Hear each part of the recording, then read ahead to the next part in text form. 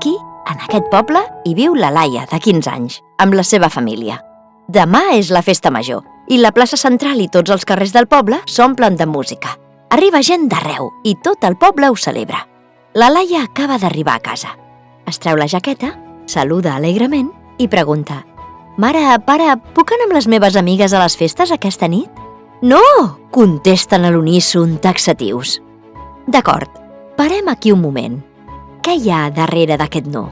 Perquè poden haver-hi moltes coses. Saber-ho t'ajudarà a tenir clar quan és necessari posar límits i com fer-ho de la millor manera possible. Darrere d'aquest no hi ha preocupació. El pare i la mare de la Laia no volen que li passi res a la seva filla. Els fa por que begui alcohol, que es pugui posar en risc. Et sona, oi? Bé, tornem a la cuina. «Però no hi anirem en família com cada any?», diu la mare. «És que vull anar a la plaça aquesta nit amb totes les meves amigues», respon la Laia. «Clar, normal», pensa la seva mare, si és que ja té 15 anys, però al mateix temps és tan petit encara. Així que respon: «Ets molt jove per anar sola i més encara per beure alcohol. Encara no és el moment perquè hi siguis sense cap adult, així que la resposta és no». La Laia fa mala cara. Diu que no li sembla bé, perquè ella no veu, i és conscient que l'edat legal per fer-ho són els 18 anys. I aniran totes les seves amigues. Només veuen les que són més grans i cap no té supervisió. «Laia, és cert que ets molt responsable, però saps que aquest dia hi ha més gent que mai a les festes i no és segur que hi estiguis sola. Per això no hi pots anar», contesta el pare. La veritat és que el pare i la mare han explicat força bé les seves raons. Són clares i coherents. Però és que no és gens fàcil, això de posar límits.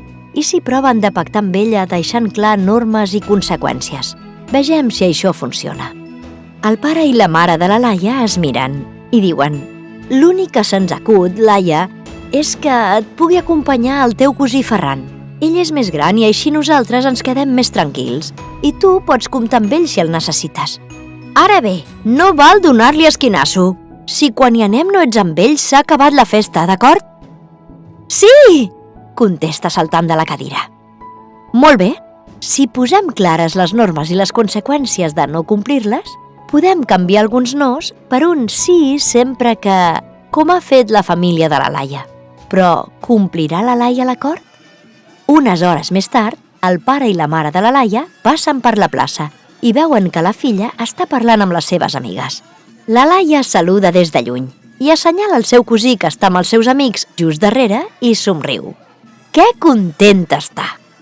Sabem que no és fàcil, però si pots anar provant coses com les que ha fet la família de la Laia, i si en fer-ho el teu fill o filla compleix, reconeixeu i premieu.